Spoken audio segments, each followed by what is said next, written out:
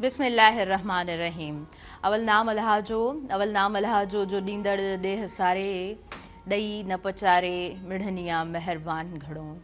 तूं सपड़ ऐं सेकड़ो, तूं ॾातार ऐं ॾोह, तूं पारस ऐं लोह जे सन्ही त सोन थियां। अस्सलामु अलैकुम मुंहिंजा तमामु नाज़रीन, उमेद करियां थी तव्हां सभु बिल्कुलु ठीकु हूंदव।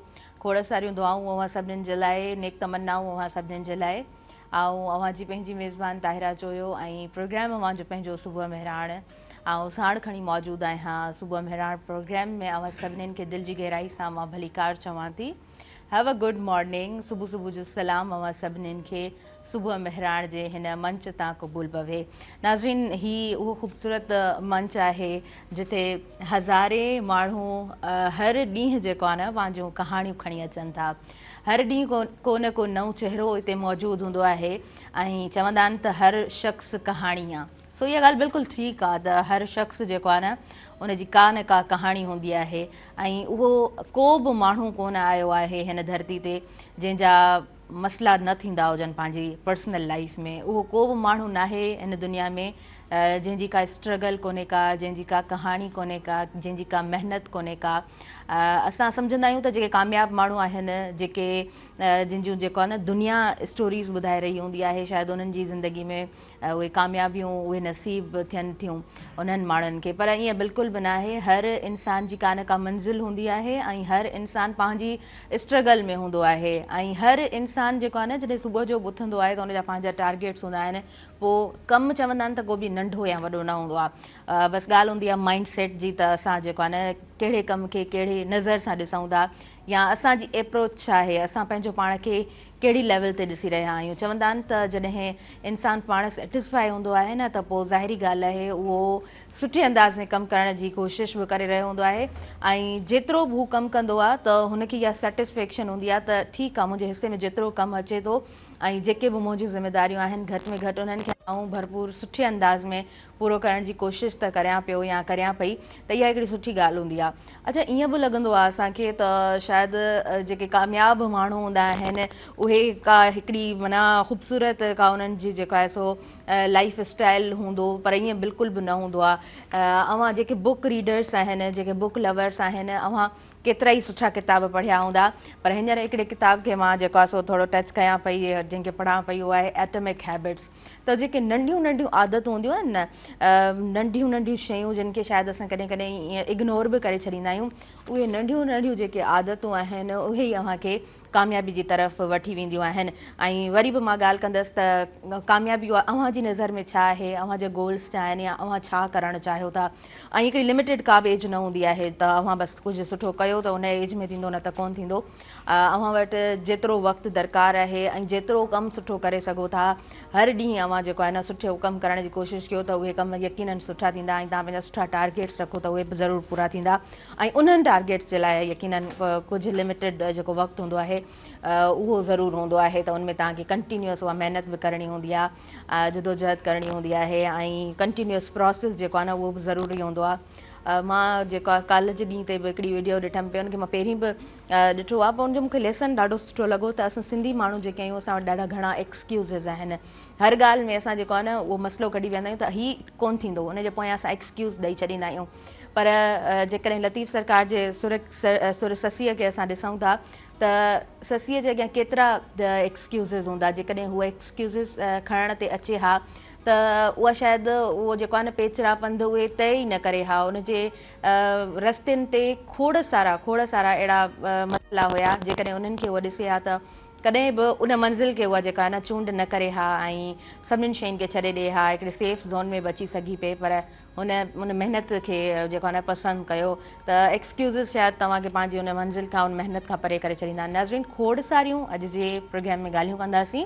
हिन प्रोग्राम में साथ मौजूदु आहे प्रिंस बिस्किट जो, ऐं प्रिंस बिस्किट जे हर हिकु बाइट में आयरन मौजूदु आहे ऐं कणिक जी भरपूर ग़िज़ायत सां प्रिंस बिस्किट तयारु कयो वियो आहे। अॻियां वधूं था, हिन ई स्पॉन्सरशिप सां पंहिंजे प्रोग्राम जो आगाज़ करियां थी। जनाब ॿ महिमान मौजूदु आहिनि ऐं उन्हनि जो जेको पंहिंजो कमु आहे ॾाढो सुठे अंदाज़ में पाण करे रहियूं आहिनि ऐं हिकु त स्टूडेंट आहे त उहा हिकिड़ी स्ट्रगल में आहे सो उन्हनि जो मां तारीफ़ करायां थी। असां सां गॾु अॼु जे प्रोग्राम में कनीज़ फ़ातिमा साहिबा मौजूदु आहे ऐं पाण जेको आहे सो नर्सिंग ऑफिसर आहिनि, मोटिवेशनल स्पीकर आहिनि ऐं काउंसलर आहिनि। ॾाढे सुहिणे अंदाज़ में ॻाल्हाईंदियूं आहिनि। अदी सां पहिरियों बि हिकु दफ़ा कचहरी थी चुकी आहे, अॼु बि तव्हांखे प्रोग्राम में भली कार चऊं था। अस्सलाम वालेकुम। वालेकुम अस्सलाम। कीअं आहियो तव्हां? ठीकु आहियो? अल्हम्दुलिल्लाह। माशाल्लाह माशाल्लाह। तव्हां सां खोड़ सारियूं ॻाल्हियूं कंदासीं अॼु जे प्रोग्राम में ऐं अॼु जो प्रोग्राम यकीनन व्यूवर्स हर ॾींहं जीअं प्रोग्राम अव्हांजो पंहिंजो आहे। प्रोग्राम लाइव हली रहियो आहे, स्क्रीन ते ॾिनल नंबर बि हली रहियो आहे त तव्हां बि प्रोग्राम में शामिलु थी सघो था।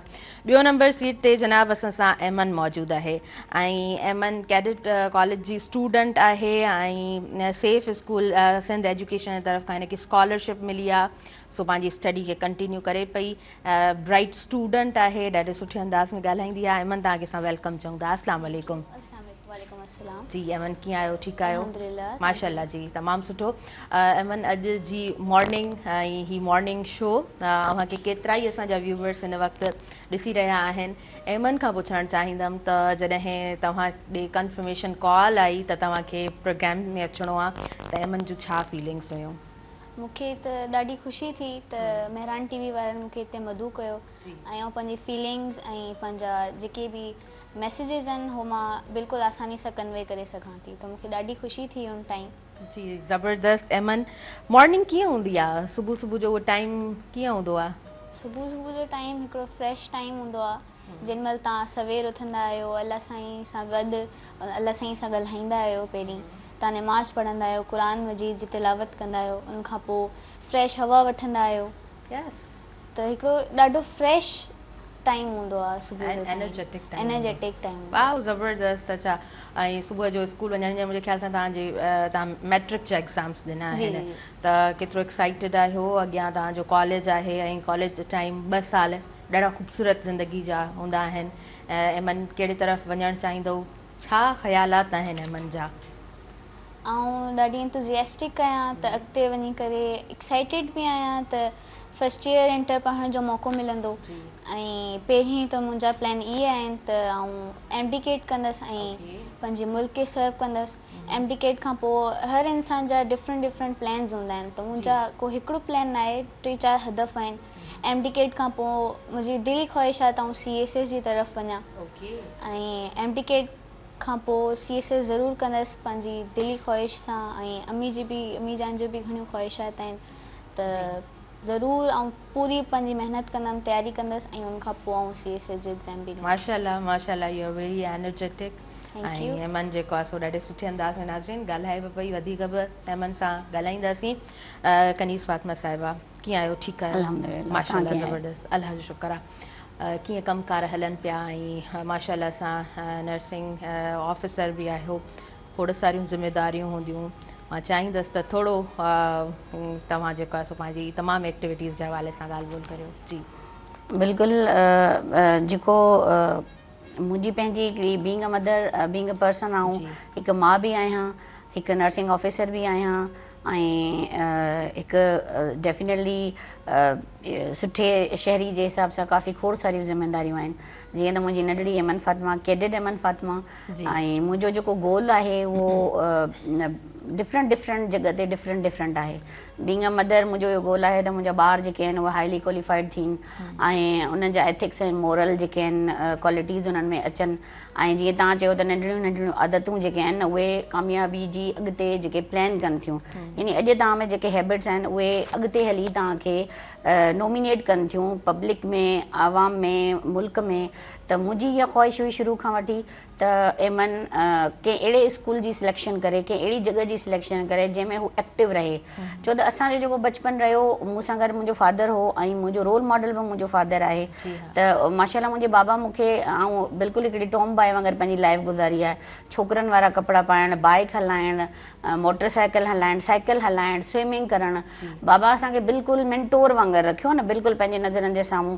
त उहे सभु एक्टिविटीज़ जेके हुयूं मन हिकिड़ी उन टाइम ते कैडेट्स स्कूल न हुआ। जी हाँ, जी हाँ। पोइ उन टाइम जॾहिं कैडेट स्कूल न हुआ पर असां तमामु घणा एनर्जेटिक हुआसीं अल्हम्दुलिल्लाह आउं तमामु घणी ब्रिलियंट स्टूडेंट रहियसि पंहिंजे टाइम में ऐं एनर्जेटिक रहियसि पोइ दैट्स वाई मुंहिंजी जेका सिलेक्शन हुई एमन जे लाइ उहा इन करे कैडेट कॉलेज रही छो त कैडेट्स में तव्हां ॾिसो हुनजी जेका रूटीन आहे बिल्कुलु एट द एंड बच्चो जेको आहे न उहो अचे थो 8वीं क्लास मां लेकिन हुनजी जेका रूटीन आहे एॾी टफ हूंदी आहे उहो 4 बजे सुबुह जो उथारींदा आहिनि पंहिंजे ॿार खे उन खां पोइ हू उन वक़्तु हुनखे पीटी कराईंदा आहिनि पोइ वॉक कराईंदा आहिनि पोइ हुनजा पंहिंजा उहो वरी तव्हां एमन खां वधीक डिटेल वठिजो त हुनजी जेका टफ रूटीन हूंदी आहे दैट्स वाई असां शुरू में ई बाबा असांखे मोडिफाई कयो भई अर्ली मॉर्निंग उथणो आहे नमाज़ लाज़मी पढ़णी आहे उन खां पोइ तिलावत करणी आहे उन खां पोइ पंहिंजे ॾींहं जी शुरूआत करणी आहे त इन टाइम जी रूटीन में आउं पंहिंजी लाइफ गुज़ारी आहे त पोइ अर्ली मॉर्निंग उथणु ऐं पोइ जेको आहे न पंहिंजी ड्यूटी खे पंहिंजे टाइम ते जॉइन करणु एंड देन उहे पंहिंजियूं रिस्पॉन्सिबिलिटियूं कॾहिं बि जीअं तव्हां चयो न की सिंधी माण्हुनि वटि एक्सक्यूज़ ज़्यादा हूंदा आहिनि त मूं पंहिंजी कोशिशि कई आहे लाइफ में त इन जुमिले खे पंहिंजी लाइफ मां हटायां मां हमेशह चाहे मुंहिंजी कॾहिं कॾहिं ज़रा इंसान आहियूं तबियत बि ख़राबु हूंदी आहे टायर्ड बि हूंदा आहियूं टफ रूटीन में अची वेंदा आहियूं पंहिंजे पाण खे कंफर्ट ज़ोन में कॾहिं रखियो ई न आहे हमेशह टफ रूटीन में टफ ज़ोन में रखियो आहे त कॾहिं कंहिं कॾहिं जेन्युइन क़िस्म जो को एक्सक्यूज़ हुजे जीअं ख़ुदा न ख़ास्ता पिछले कुझु अरसे पहिरियां मूंखे थोरो टंग में सूर थियो त हुनजी वजह सां मूंखे मसल स्पाज़म जी वजह सां मां हली न पई सघां त को अहिड़ा एक्सक्यूज़ न हुजनि जेके जेन्युइनली हुजनि बाक़ी कॾहिं बि पंहिंजी लाइफ में को एक्सक्यूज़ अहिड़ो न आहे ॾिनो कम खां डिनाए न कयो हमेशह एक्टिव रहिया आहियूं अल्हम्दुलिल्लाह त पोइ बसि उन टाइम ते की पंहिंजी जेको बि पंहिंजी अगरि वञी रहिया आहियूं इंस्टीट्यूट उते लेक्चर वठिणो आहे त लेक्चर पहिरीं प्रिपेयर्ड आहे ऐं अल्हम्दुलिल्लाह बच्चा जेके आहिनि उहे कॾहिं बि इहो फील कोन कंदा त अॼु अची मिस का एक्सक्यूज़ ॾींदी त भई अॼु नथा पढ़ूं अॼु कचहरी था कयूं नो डाउट ऑलवेज़ बी एक्टिव ज़बरदस्त इहा ॾाढी सुठी ख़ूबसूरत ॻाल्हि आहे न अच्छा पेरेंट्स जेकॾहिं एक्टिव आहिनि त डेफिनेटली उहे शयूं औलाद ॾे बि मुंतक़िल थियनि थियूं सो एमन फातिमा खां बि पुछंदासीं एमन अम्मी डेफिनेटली जेकॾहिं तव्हां खां पुछियो वञे त तव्हांजी इंस्पिरेशन केरु आहे त तव्हां चवंदो माय मदर सो अम्मी तव्हांजे लाइ कीअं आहे मुंहिंजे लाइ अम्मी हिकिड़ो रोल मॉडल आहे छो त आउं जॾहिं बि पंहिंजी अम्मी खे ॾिसंदी आहियां त मुंहिंजे दिलि में हिकिड़ो जज़्बो पैदा थींदो आहे छो त मुंहिंजी अम्मी शुरू खां ई एतिरी महिनत कई अम्मी जान शुरू खां ई जॾहिं नंढिपण खां वठी पंहिंजूं कहाणियूं ॿुधाईंदी आहे या नाना खां या नानी खां पुछंदा आहियूं त ॿई ॿुधाईंदा आहिनि त अम्मी ॾाढी एक्टिव हूंदी ऐं अम्मी जहिड़े तरीक़े सां अम्मी ॿुधाईंदी आहे त छोकिरनि वांगुरु मुंहिंजो स्टाइल हूंदो हुयो ऐं बिल्कुलु सफ़ा बेख़ौफ़ हूंदी हुयसि बहादुर हूंदी हुयसि त अम्मी खे ॾिसी करे मूंखे हिकिड़ी इंस्पायरेशन मिलंदी आहे त अम्मी एतिरी बहादुर हुई त छो न मां बि हुजां जॾहिं अम्मी में एतिरो कॉन्फिडेंट आहे त छो न मूं में बि हुजे त ऐं अम्मी चाहींदी आहे त बसि अम्मी हमेशह चवंदी आहे त मां तोखे पर ॾियां ऐं तूं ओॾी वञी त मूंखे अम्मी जी इहा ॻाल्हि ॾाढी वणंदी आहे ऐं पोइ मुंहिंजी दिलि बि इहो चवंदो आहे त आउं बि एतिरी महिनत कयां जो पंहिंजी अम्मी लाइ कुझु घणो मतिलबु फ़ख़्रु हासिलु करे सघां ज़बरदस्त एमन तव्हां सां खोड़ सारियूं ॻाल्हियूं कंदासीं तव्हांजी मदर चयो त मां लाइक टॉम बॉय मां पंहिंजी लाइफ जेको आहे न उहा गुज़ारी आहे बाइक हलाइणु ऐं निडर बहादुर त कुझु आदतूं एमन खां बि पुछंदासीं त एमन जूं इहे आदतूं भला माउ मां कीअं एमन ॾे मुंतक़िल थियूं आहिनि नाज़रीन वक़्तु थी वियो आहे शॉर्ट कमर्शियल ब्रेक जो नंढड़ो ब्रेक आहे ऐं प्रोग्राम में प्रिंस बिस्किट जो साथ मौजूदु आहे प्रिंस बिस्किट रोज़ानी ॿारनि में एतमाद पैदा करे थो ऐं डेफिनेटली इन में चॉकलेटी जेको टेक्सचर आहे उहो ॾाढो सुठो लॻंदो आहे त पाण सभिनीनि खे प्रिंस बिस्किट वणंदो आहे नाज़रीन तव्हां काॾे न वञिजो ॾिसंदा रहिजो तव्हांजो पंहिंजो प्रोग्राम सुबुह मेहरान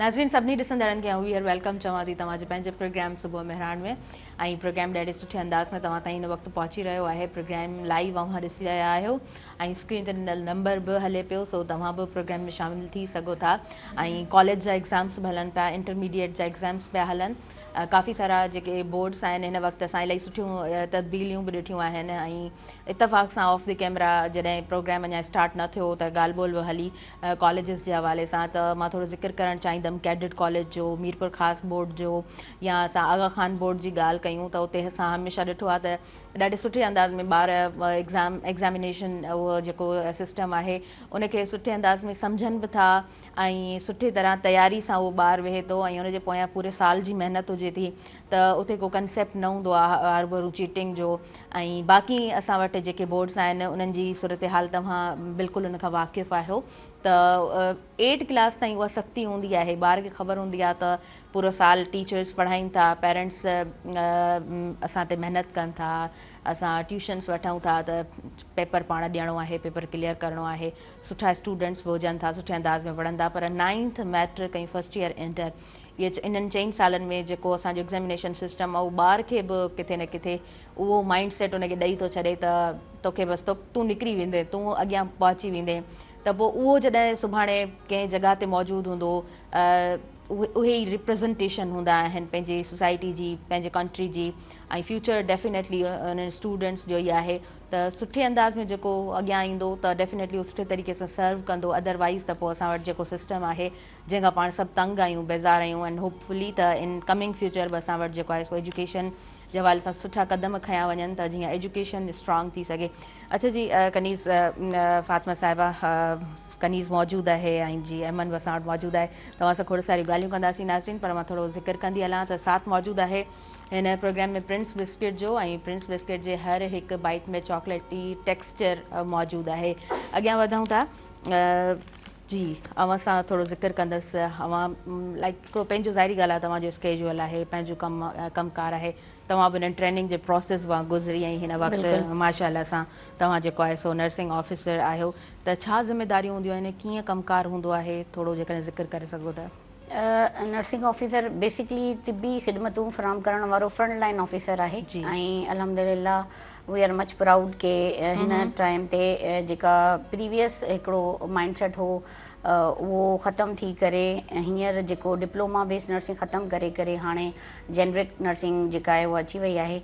ऐं उन खां पोइ हीउ हिकिड़ो अहिड़ो प्रोफेशन आहे जेको के दुनिया में 6 नंबर ते अचे थो, हाईली पेड प्रोफेशन आहे। ऐं हींअर हिन टाइम 2026 में हिन जी डिमांड एतिरी आहे जो एतिरा कॉलेजिस इनखे प्रोड्यूस करे रहिया आहिनि, जेके मटीरियल आहे उहो अची रहियो आहे, ॿार अची रहिया आहिनि, बट उन खां पोइ बि शॉर्टेज आहे। ऐं हुकूमत सिंध ऐं हुकूमत पंजाब, असांजो जेको मुल्क पाकिस्तान आहे, उन में हमेशह हींअर त काफ़ी अहिड़ियूं शयूं अची वियूं आहिनि जेके एॾियूं एडवांस थी वियूं आहिनि ऐं उन्हनि जी टेक्नोलॉजी में ऐं उन्हनि जी जेका एजुकेशन में एतिरी एडवांसनेस अची वई आहे जो उनखे मतिलबु लिटिल बिट टाइम में एक्सप्लेन करणु ॾाढो ॾुखियो थींदो। लेकिन बहरहाल नर्सिंग जेका आहे उहा हिकिड़ी तमामु बहितरीनु फील्ड आहे जेके ॿार एमडीकेट में ट्राई कनि था ऐं उन्हनि जो नथो थिए, उन खां पोइ उहो वरी हिन फील्ड ॾांहुं अचनि था। पर देन अगरि इन ॻाल्हि खे बि हटाए करे ॾिसिजे त हॉस्पिटल जेके बि असांजा अचनि था, ॾिसो हाणे हॉस्पिटल हींअर रागा खान हॉस्पिटल जेको आहे न बेस्ट अवॉर्ड यानी बेस्ट रैंकिंग में अची वियो आहे इंटरनेशनली ऐं नेशनली। त पोइ असांजा जेके हॉस्पिटल्स आहिनि उन्हनि जी बेटरमेंट में नर्सिस जो रोल जेको आहे उहो हिकिड़ो नुमाया रोल आहे। जीअं तव्हां ॾिठो कोविड-19 में अगरि नर्सिस न हुजनि हुआ ऐं एॾियूं ट्रेन नर्सिस न हुजनि हुआ त आई थिंक डॉक्टर्स जो बि पंहिंजो रोल आहे पंहिंजी जॻह ते, लेकिन जेके नर्सिंग ऑफिसर्स आहिनि उहे बिल्कुलु बैकबोन ऑफ द हॉस्पिटल्स आहिनि। इन करे ज़िम्मेदारियूं ई आहिनि त तव्हांखे पेशेंट खे प्रॉपरली केयर ॾियणी आहे, उन्हनि जो जेको चेक एंड बैलेंस आहे उनखे ॾिसणो आहे। अच्छा, रोल इहो आहे त doctors and the time spot जेको आहे न मल्टीपल रिस्पॉन्सिबिलिटीज़ ॾिसी रहियो आहे, बट जेको मतिलबु जेका कमांड आहे उहा as a being a nursing officer जी ज़िम्मेदारी आहे। ईअं कोन्हे त तव्हां डॉक्टर फॉलोअप लिखंदो, फाइल ते मेंटेन कंदो, पर nursing officer have a lot of power at the time that he was and she was present in the ward. जॾहिं हू प्रेजेंट आहे त हू होली सोली इंचार्ज आहे ऐं मल्टी टास्कर जीअं पर्सन हूंदो आहे। सिर्फ़ु पेशेंट मैनेज कोन थो करे, पेशेंट खे काउंसलिंग, कॉन्फिडेंशियल जेके हुन जूं शयूं उनखे ॾिसणु, उन जो प्रोसीजर ॾिसणु, उन जी मॉनिटरिंग ॾिसणु, मल्टीपल टास्क आहिनि हुनजा एट द टाइम। इन करे तव्हांखे को बि अहिड़ो माण्हू जेको नर्सिंग शोबे सां रिलेटेड हूंदो, माशाअल्लाह अल्हम्दुलिल्लाह शार्प माइंडेड हूंदो, एक्टिव हूंदो ऐं मल्टी टास्कर हूंदो at the time, once a time. यानी हू हज़ारे कम करे रहियो हूंदो पर तव्हांखे फील न थींदो त हू कहिड़ा कहिड़ा कम ॾेई करे रहियो आहे। वंस अ टाइम हिकिड़ो पेशेंट आहे उहो क्रिटिकल आहे, उनजी हिकिड़ी शइ हले पई, उहो हिकिड़ी ड्रॉपिंग ते सेट आहे, उनजी हिकिड़ी शइ हले पई, उहो ड्रॉप ते सेट आहे, देन ॿियो पेशेंट अची उनखे बि सर्व कंदो, पर हुनजो जेको IQ लेवल आहे उन में इहा सबकॉन्शियस माइंड में हूंदो त मुंहिंजो जेको सेकंड पेशेंट आहे उनखे मां छा ॾिनो आहे ऐं उनखे मूंखे कीअं हैंडल करिणो आहे। त जेका नर्सिंग जी जॉब आहे, वैसे असांजे मुल्क में त काफ़ी अवेयरनेस जी कमी आहे आहे, लेकिन हींअर काफ़ी शयूं काफ़ी एडवांस लेवल ते अची वियूं आहिनि ऐं पंहिंजे सिंध वासियुनि खे, पंहिंजे मुल्क पाकिस्तान जे माण्हुनि खे, उहे माण्हू जेके अचणु चाहिनि था उन लाइ हिकिड़ो तमामु सुठो ऐं पेड प्रोफेशन आहे। हींअर नर्सिंग जी जेका सैलरी आहे उहा एॾी एडवांस स्मार्ट सैलरी आहे जो माण्हू ऐं उन खां पोइ ॿाहिरि मुल्क वञण जो तव्हांखे डिमांड तमामु घणी आहे। बिल्कुलु UAE खे वठी, कुवैत खां वठी, सऊदीया खां वठी, ज़बरदस्त खे सम्झो। ऐं जेको टॉकिंग पावर आहे, ॾिसो माना बीइंग अ फीमेल हिकिड़ो ठीकु आहे, मुंहिंजी हिकिड़ी लाइफ जर्नी अहिड़ी रही आहे, लेकिन मूं जेको बि सिखियो उहो इन पंहिंजी ट्रेनिंग में सिखियो। असांखे ट्रेनिंग कराईंदा आहिनि प्रॉपरली, असांखे पब्लिक स्पीकिंग सेखारींदा आहिनि, असांखे तव्हांजो जेको कॉन्फिडेंट आहे उहो बिल्ड कंदा आहिनि, तव्हांखे how to handle the person, how to handle the patient, each and everything. That's why के जेके असांजूं फीमेल्स आहिनि, तव्हांखे कंहिं बि प्रोफेशन में एतिरो कॉन्फिडेंट फीमेल न मिलंदी, इम्पावर फीमेल न मिलंदी जेतिरो तव्हांखे हिन प्रोफेशन में मिलंदी। सही। ऐं इहा फीमेल उहा फीमेल आहे जंहिंखे इहो फील ई न थींदो आहे त आउं मेल सां कमु करे रही आहियां, फीमेल सां कमु करे रही आहियां। असां डिस्क्रिमिनेशन कंदा ई न आहियूं। जी हा, बिल्कुलु। जी हा। अच्छा, तव्हां ज़िक्र कयो पंहिंजी ज़ुबानी त अवेयरनेस जी घटिताई आहे, त पोइ भला कीअं माण्हू अवेयर थींदा? हिन वक़्तु इन फील्ड जी डिमांड बि आहे, ॿाहिरि जी दुनिया बि वेलकम करे थी, ऐं डेफिनेटली जेकॾहिं स्टाफ न हुजे, मेल नर्स और फीमेल नर्स न हुजनि त डॉक्टर पूरा कोन पइजी सघंदा। सो डॉक्टर खे बि जेको आहे न उन स्टाफ जी नीड हूंदी आहे, उन नर्स जी नीड हूंदी आहे। सो छा चवणु चाहींदव? ॾिसो, जीअं हाणे असांजो जेके पुलिस डिपार्टमेंट आहे, जॾहिं फीमेल उन में अचे थी, उते बि जेका पब्लिक अनअवेयर पब्लिक आहे, ॾिसो इहा मेजोरिटी न आहे, मेजोरिटी जेका पब्लिक आहे उहा इहा आहे जेका अवेयर आहे। अनअवेयर पब्लिक उहा आहे जेके वैसे ई कंजेस्टेड माइंड या उनजो कॉग्निटिव कमु नथो करे। ॾिसो, इहा हिकिड़ी वॾी डिबेट आहे। जीअं मुंहिंजो हिकिड़ो सब्जेक्ट आहे मेंटल हेल्थ, जेका असांजी परसेप्शन आहे उन ते असांखे अञा कमु करण जी ज़रूरत आहे। हाणे जेका परसेप्शन आहे उहा उनखे असां हींअर कोशिशि त करे रहिया आहियूं, नो डाउट, बट असां हिनखे उन परसेप्शन खे हैंडल करण में अञा टाइम लॻंदो। छो टाइम लॻंदो? छो त असां असल में जेको पंहिंजी कॉग्निटिव ते अञा असां वटि कमु न पियो थिए। असांखे अञा खोड़ सारो कमु पंहिंजी कॉग्निटिव परसेप्शन खे बेटर करण में सर्व करणु खपे। ऐं आऊं पंहिंजी सिंध हुकूमत खां बि ऐं ॿियनि इदारनि खां या असांजे मुल्क पाकिस्तान जी जेका अथॉरिटीज़ आहिनि उन्हनि खां मेंटल हेल्थ सां जेके माण्हू रिलेटेड आहिनि, असांजो मेंटल हेल्थ ते कमु थियणु खपे। मेंटल हेल्थ ते जीअं असांजो कमु थींदो, असां वटि मेंटल हेल्थ ते अञा ताईं कमु थियो आहे, लेकिन एतिरो थियो आहे जेको थोरो सो अञा साम्हूं नथो अचे। बेसिकली अगरि असांजी कॉग्नेटिव ते कमु थी वञे, असांजी मेंटल हेल्थ जी परसेप्शन ते कमु थी वञे, how to perceive the person at the right thing. सही सही। एक्चुअल जेको कमु आहे उहो इहो आहे त तव्हां शयुनि खे कीअं था परसीव कयो। सही शइ खे सही टाइम ते सही लेवल ते परसीव करणु is a big ability to person. हाणे इहा जेका एबिलिटी आहे हिनखे डेवलप करण में असां चऊं था हाईली क्वालिफाइड माण्हू में इहा एबिलिटी डेवलप थिए थी। सो सॉरी टू से ऑन एयर आउं चवंदसि त असांजा हाईली क्वालिफाइड माण्हू बि इन शयुनि खां अञा अनअवेयर आहिनि। त कॉग्नेटिव ते कमु करणु, जंहिं माण्हू पंहिंजी कॉग्नेटिव खे बहितर करे थो, जेको माण्हू पंहिंजी मेंटल हेल्थ खे बहितर करे थो, मेंटल हेल्थ खे बहितर करणु ऐं परसेप्शन खे बहितर करणु कामयाबी जी पहिरीं सीढ़ी आहे। चाहे उहो माण्हू पढ़ियल लिखियल आहे या अनपढ़ियल आहे। अगरि तव्हां पंहिंजी परसेप्शन खे सही परसीव करे वरितो, हाणे जीअं मिसाल जी ॻाल्हि था करियूं त हाणे असां ही सुबुह महिरान हिकिड़ो प्रोग्राम करे रहिया आहियूं ऐं एॾो इंफॉर्मेटिव प्रोग्राम आहे। थैंक यू सो मच के जी तव्हां असांखे मदू कयो ऐं एॾी रिलेटेड इंफॉर्मेशन उनखे हिकिड़े नंढड़े टाइम में हिकिड़ी नंढे प्लेटफॉर्म तां मिली रही आहे। उनजे बावजूदि माण्हू चवंदा आहिनि जी छो जेको मीडिया आहे उहो सुठो कमु कोन पियो करे, मीडिया जेको आहे न उहो इहे प्रोग्राम जेके आहिनि सुठा कोन आहिनि। अच्छा, तव्हां उहो जीअं हिकिड़ो कॉल हो पुराणे ज़माने में किथे तव्हां बि पढ़ियो हूंदो, इहो न ॾिसो त कंहिं चयो, इहो ॾिसो त छा चयो। त बस असल जेको थीम आहे उहो परसेप्शन आहे। जी हा, बिल्कुलु बिल्कुलु तव्हां सही पिया चओ। मेंटल हेल्थ ते वधीक असां ॻाल्हाईंदासीं छो त अॼु असीं इन ते ई फोकस्ड आहियूं। एंड यकीनन असां जॾहिं पंहिंजे इदारनि जी ॻाल्हि कयूं था या असां सिर्फ़ु घर जी ॻाल्हि कयूं था त जेका इग्नोरेंस हूंदी आहे या तमामु नंढियुनि नंढियुनि शयुनि खे तव्हां इग्नोर करे छॾींदा आहियो त उन्हनि जो जेको आहे न ज़िंदगी ते हिकिड़ो असरु हूंदो आहे, इम्पैक्ट हूंदो आहे। माण्हू खे कीअं वैल्यू ॾिजे या इवन नंढे ॿार खे बि तव्हां फैमिली में कीअं वैल्यू ॾियो। वेठे वेठे ईअं माना वॾा घर जा पर्सन वेठा हूंदा आहिनि या को महिमान ईंदो आहे, नंढे ॿार खे झड़प ॾेई छॾबी आहे त बाबा तूं माठ करे वे, चुप करे वे। असां इहो न सोचंदा आहियूं त उहा नंढे ॿार जी उहा बि इंसल्ट हूंदी आहे या उन वक़्तु उन ॿार जे ज़हन तां छा थो गुज़रे या उहो छा महसूसु करे थो ऐं उहे सभु शयूं जेको आहे न उनजे ज़हन ते हिकिड़ो वॾो असरु रखंदियूं आहिनि ऐं उनजो कॉन्फिडेंस जेको आहे उहो डिक्रीज़ थी वेंदो आहे, पोइ चयो वेंदो आहे त ॿार असांजो मोगो आहे, ॿार मोगो कोन हूंदो आहे, ॿार ते जेको आहे न सही कमु ई कोन कयो वेंदो आहे। अच्छा जी, एमन तव्हां खां थोरो पुछणु चाहींदमि, एमन जूं छा छा एक्टिविटीज़ हूंदियूं आहिनि, ऐं हींअर असां ॾिसंदा आहियूं हैदराबाद में आम जाम जेको आहे सो छोकिरियूं हलाए रहियूं हूंदियूं आहिनि स्कूटीज़, ऐं ॾाढो सुठो आहे छोकिरी खे जेकॾहिं थोरो शॉप ते कमु आहे, असां वेठा हुजूं त भाउ अचे बाबा अचे हुनखे कमु चओ, हुन खां बहितर आहे तव्हां पाण हलिया वञो, पाण वञी कमु करे अचो। सो एमन जूं एक्टिविटीज़ कीअं हूंदियूं आहिनि पढ़ाई खां हटी करे? पढ़ाई खां हटी करे डिफरेंट हॉबीज़ हूंदियूं आहिनि इंसान जूं। ईअं ई मुंहिंजो बि काफ़ी हॉबीज़ आहिनि जेके आउं पढ़ाई खां हटी करे घर में कंदी आहियां। जीअं किचन में बि ॾाढो इंट्रस्ट आहे, त जीअं घर जा डिफरेंट कम थी विया या मासी वग़ैरह थी वई, उन सां हेल्प कराए वठणु घर में, या जॾहिं बि घर में को सौदो वग़ैरह खुटी पवंदो आहे त मां ईअं न कंदी आहियां त मुंहिंजो भाउ ईंदो या घर में को मेल पर्सन हूंदो उहो वेंदो।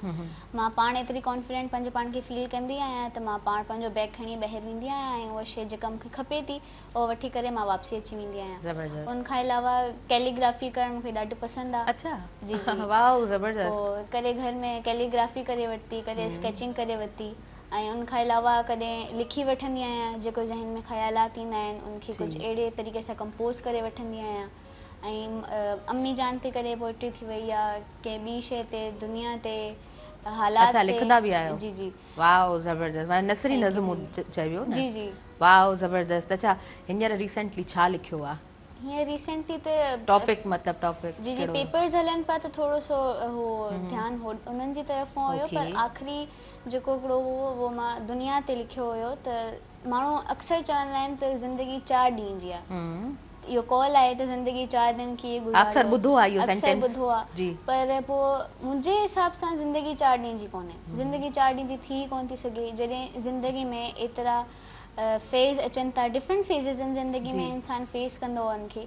जीअं ख़ुशी थी वई, गम थी वई, कॾहिं तव्हांखे केरु चुनी वठंदो, कॾहिं ठुकराए छॾींदो, कॾहिं तव्हां ख़ुशि हूंदो, कॾहिं ॾुख में हूंदो, पोइ कॾहिं छा करे रहियो हूंदो आहे इंसान, कॾहिं छा करे रहियो हूंदो आहे। हिकिड़ी ज़िंदगी तवील ज़िंदगी आहे, उहो अल्लाह साईं जे हथ में आहे त केतिरी ज़िंदगी लिखियलु आहे, पर जंहिंजी दराज़ ज़िंदगी उन्हनि जे नसीब में लिखियलु हूंदी आहे उन्हनि खे त घणा कम हूंदा आहिनि, डिफरेंट हॉबीज़ हूंदियूं आहिनि, डिफरेंट टास्क हूंदा आहिनि, डिफरेंट टारगेट्स हूंदा आहिनि इंसान जा पंहिंजा, जेके इंसान खे करिणो हूंदो आहे। ज़बरदस्त ज़बरदस्त एवन, हर कंहिंजो पंहिंजो पर्सपेक्टिव आहे ऐं तव्हां ॾाढो डीप सोचो था ऐं तव्हां लिखो बि था, इहा ॻाल्हि ॾाढी सुठी आहे, ऐं कैलीग्राफी बि कयो था। कोई हिकु गिफ्ट जेको आहे सो मेहरान स्टूडियो जे लाइ बि तव्हांजो हुजणु घुरिजे, ॾाढो सुठो लॻंदो असांखे इंशाल्लाह जी। नाज़रीन वक़्तु थी वियो आहे शॉर्ट कमर्शियल ब्रेक जो, पहिरियों असां ब्रेक वठूं था ऐं पोइ कंटिन्यू कयूं था प्रोग्राम खे। प्रोग्राम में साथ मौजूदु आहे प्रिंस बिस्किट जो। प्रिंस बिस्किट जे हर हिकु टुकड़े में आयरन मौजूदु आहे ऐं कणिक जी भरपूर ग़िज़ायत सां तयारु कयो वियो आहे। तव्हां काॾे न वञिजो, ॾिसंदा रहिजो तव्हांजो पंहिंजो प्रोग्राम सुबुह मेहरान।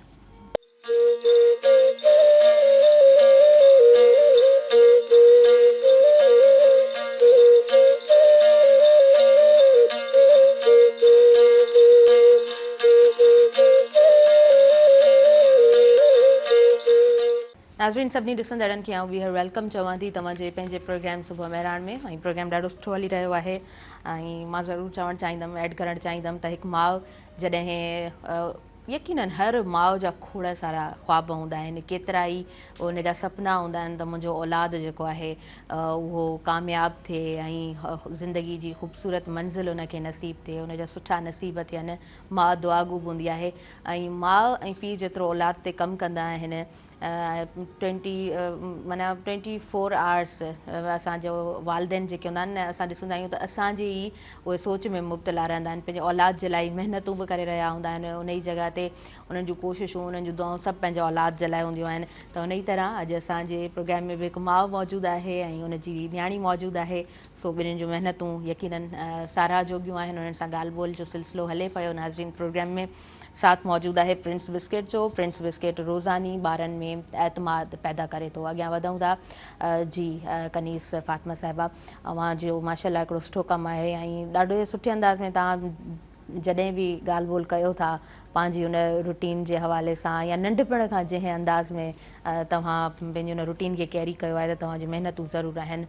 अच्छा, असां मेंटल हेल्थ जे हवाले सां अवां सम्झो था अॼु जे ॾींहं बि घटि सोचूं था, अॼु जे दौर में बि असां वटि इहा सोच घटि आहे, माना फिज़िकल हेल्थ जे लाइ हर को सोचींदो आहे पर मेंटल हेल्थ जी तरफ़ घटि माण्हू वेंदा आहिनि, छा सबबु आहे, छा था सम्झो? अच्छा, सबबु इहो आहे त जॾहिं असांजो जेको हिकिड़ो पैटर्न थी वियो आहे त कंहिंखे असां चऊं था त यार तूं मेंटल आहीं. What you mean by that? Mental छा? मेंटल असांखे प्रॉपरली मेंटल हेल्थ जे बारे में यकीन करियो त माना आउं इहा ॻाल्हि फील बि कई आहे. ऐं हींअर जेके मूं एज़ ए मेंटल हेल्थ जो मूं सब्जेक्ट वरितो ऐं उन ते मूं हिकिड़ी डीपली जॾहिं मैं ॿारनि खे पढ़ाइण जो मूंखे मौक़ो मिलियो त मूं जॾहिं उनखे डीपली खोले पढ़ियो त मूंखे एॾी नॉलेज मिली जो मां इहो चाहियो थिए त इहो सब्जेक्ट काश मूंखे एतिरी को अहिड़ो को तरीक़ोकार मां करे वठां जो इहा सॼी नॉलेज मां माण्हुनि खे ॾियां. त तव्हां जेको बि असां वटि अॼु हर्डल्स आहिनि, जेके बि असां वटि अॼु प्रॉब्लम्स आहिनि, उहो ड्यू टू मेंटल हेल्थ जी वजह सां आहिनि. असांखे बचपन खां वठी पंहिंजे ॿारनि ते ऐं पंहिंजी सोसाइटी में मेंटल हेल्थ ते कमु करिणो पवंदो, पंहिंजी परसेप्शन खे सही करिणो पवंदो. असां वटि पुराणे ज़माने में जेकी ॻाल्हियूं आहिनि, भई ॿिली रस्तो कटे वई, यकीन ॾेढ मूंसां बुरो थींदो, जी का शइ टुटी पई, यार अलाए कहिड़ी निभाग आहे, इहे शयूं पियूं टुटनि, एक्सीडेंट थी वियो, यार मुंहिंजी त क़िस्मत ई ख़राबु आहे. इहे सभु शयूं असांजी ज़िंदगी में जेके आहिनि न उहे आहिनि ई न. इहा सभु शयूं असांजी कॉग्नेटिव में, असांजी सोच में हिकिड़ो त कल्चरल बिलीव जी वजह सां अचनि था. ॿियो असां वटि फेक बिलीव जेके आहिनि उहे असांजी मेंटल हेल्थ ते जेके आहिनि असरअंदाज़ थियनि था. ऐं तव्हांखे ॿुधाईंदी हलां त काफ़ी अहिड़ियूं शयूं आहिनि जे डिज़ीज़िस बि आहिनि जेके असां वटि कल्चरल थॉट जी वजह सां डेवलप थियनि थियूं. उहे असां वटि एग्ज़िस्ट ई नथियूं कनि, पर उहे असां वटि छो थियूं अचनि? छो त असां हर जुमिले खे गौर सां ॿुधंदा आहियूं. जॾहिं बि असां वटि को नेगेटिव थॉट ईंदी आहे या कंहिं असांखे टोंट कयो, कंहिं असांखे चयो तूं ईअं नथो करे सघीं, हाणे इहो मुंहिंजी सब कॉन्शियस में अची वियो, मां ईअं नथो करे सघां, कॉन्शियसली न पर सब कॉन्शियस में. अच्छा पोइ जॾहिं बि को सुठो कमु करणु वेंदो हुनजे सब कॉन्शियस में इहो जवाबु पियो ईंदो, यार हुन मूंखे चयो आउं त ईअं नथो करे सघां. बट मूव ऑन फॉरवर्ड, तव्हां अॻियां वधो ऐं उन्हनि जुमलनि खे पोयां उछलाए करे डेली पंहिंजे पाण सां ॻाल्हायो. मेंटल हेल्थ में मूं इहो सिखियो त जेतिरी सुठी काउंसलिंग तव्हां, जेतिरी सुठी हीलिंग तव्हां पंहिंजे पाण खे करे सघो था, जेतिरो सुठा हील तव्हां हूंदा तव्हां ओतिरो ई ॿियनि खे सर्व कंदा. असां चवंदा असां मुल्क सुधारींदासीं, असांजी सिंध सुधारींदासीं, असां सभु शयूं सुधारे सघंदासीं. ऐं चवां थी तव्हां कुझु बि न सुधारियो, वर्क ऑन बाय सेल्फ. तव्हां पंहिंजी ज़ात ते कमु करियो. जेतिरो तव्हां सुठो हील थींदा, जेतिरो तव्हां सुठो पर्सन थींदा, ओतिरो सुठा तव्हां पर्सन डेवलप कंदा. ऐं ओतिरो सुठो तव्हां कंहिंखे मोटिवेट करे छॾियो, कंहिंखे काउंसलिंग करे छॾियो, कंहिंखे तव्हां हिमथाए छॾियो, कंहिंखे ज़िंदगी में धिको ॾेई छॾियो, कंहिंखे ज़िंदगी में तव्हां हिमथायो. अगरि हू थोरो नेगेटिव आहे त हुनखे पॉज़िटिव करियो, मतिलबु हीलिंग करणु शुरू कयो. पर असां वटि ईअं न आहे. असां हमेशह लेग पुलिंग जी फॉर्मूले ते हलंदा आहियूं. न यार तोखां इहो कोन्ह थींदो, न बाबा तूं ईअं कोन्ह थो करे, अरे किॾे पियो हेॾां वञी हीअ पियो कमु करी, तोखां इहो सीसेस थियो, तो एमटीकेट कयो, हाणे वञे थोसीं कराची कमाइण, हाणे वञे थोसीं, बाबा मुल्क निकिरो त सही न. अच्छा चवंदा आहिनि न त जेको पाण कुझु कोन्ह करे सघंदो आहे त एग्ज़ैक्टली, पर मेजॉरिटी असां वटि अहिड़ा ई माण्हू आहिनि. जीअं हींअर अयाज़ पली जो साहिबु तमामु सुठो कमु करे रहियो आहे, एजुकेशन ते कमु करे रहियो आहे ऐं हिकिड़ो मेंटोर आहे. तव्हां हुनजा जुमिला ॿुधो, तव्हांखे बाक़ाइदा तव्हांजा जेके अंदर जा जेके सभु ऊंधायूं आहिनि उहे ख़तमु थी वेंदियूं. ऐं हुनजी वॾी फैन आहियां, अक्सर हुनखे ॿुधंदी आहियां. बिल्कुलु, सिंध जो हू तमामु सुठो नालो आहे. सिंध जी जेका मीरास आहे उहा, त उनखे ॿुधो, तव्हां ॾिसो हू छा थो चए. तव्हां सभिनी शयुनि खे छॾियो, तव्हां पंहिंजे पाण ते कमु करियो. तव्हां हिकिड़ो पर्सन न आहियो, ॿ त 12 वारी कहाणी हाणे ख़तमु थी वई आहे. हिकिड़ो पर्सन, मिसाल बीइंग अ पर्सन, तव्हां हेड ऑफ फैमिली आहियो, तव्हां पंहिंजी पूरी फैमिली खे हील करे सघो था. तव्हां पंहिंजी पूरी फैमिली खे अॻियां आणे सघो था. माना तव्हां केतिरा मिसाल 4 मेंबर आहियो, 5 मेंबर आहियो, 5 मेंबर तव्हां ठाहिया, उहे 5 15 ठाहींदा, वरी उहे यानी वर्क ऑन माई सेल्फ. तव्हां पंहिंजे पाण ते कमु करियो. तव्हां बिल्कुलु सही चओ पिया. इहे शयूं असां शायदि किथे विसारे छॾींदा आहियूं. ऐं चवंदा आहिनि न त वॾियुनि राहुनि जा जेके मुसाफ़िर हूंदा आहिनि उहे रस्तनि तां कंडा खणण बि ॼाणंदा आहिनि.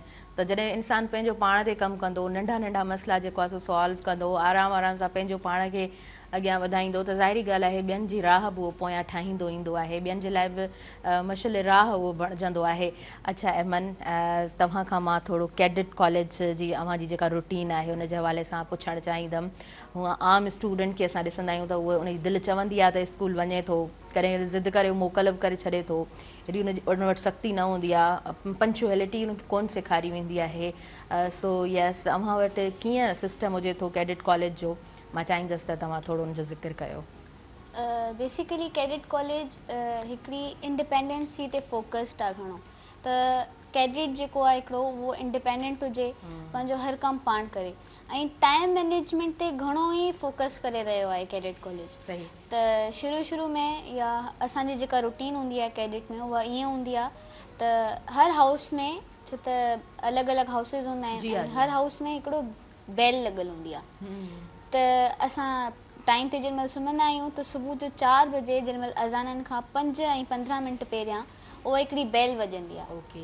उहा बेल जीअं वॼंदी आहे त असां सभु त जीअं सुम्हिया पिया हूंदा आहियूं, असां सभिनीनि खे ख़बर पइजी वेंदी आहे त हाणे वक़्तु थी वियो आहे, उथण जो वक़्तु थी वियो आहे। पर पोइ बि हिकिड़ी सुस्ती हूंदी आहे जेका हर ॿार खे थींदी आहे, छो त निंड घणी प्यारी हूंदी आहे हर कंहिंखे। त पोइ असांजे हाउस में हिकिड़ी हाउस बैरियर हूंदी आहे जेका हिकिड़े रूम में वञी करे ॿारनि खे उथारींदी आहे। त जेसि ताईं रूम्स जा वारियूं अचनि, अलॻि अलॻि रूम्स में वञी करे उथारींदी आहे त बाबा उठो, टाइम थी वियो आहे तव्हांजो, तयारु थी वञो। त पोइ हिकिड़ी दिमाग़ में अची वेंदी आहे, अच्छा पोइ ईअं बि न थींदो आहे त सुम्ही रहूं था, छॾियो अॼु ख़ैरु आहे, न, अगरि तव्हां न विया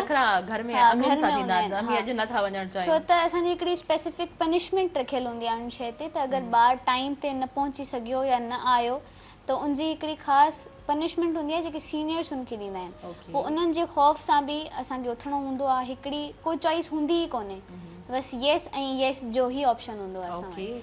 त असां जल्दी सां उथंदा आहियूं, असां वटि 5 मिंट हूंदा आहिनि, जीअं पब्लिक वॉशरूम्स हूंदा आहिनि, टॉयलेट्स हूंदा आहिनि, उअं ई हुते असांखे वञिणो हूंदो आहे। जल्दी सां ब्रश कयो, बंदो फ्रेश थी वियो, वज़ू कयो, निमाज़ पढ़ण बि मैंडेटरी हूंदो आहे असां लाइ, त असांखे निमाज़ ज़रूरी आहे।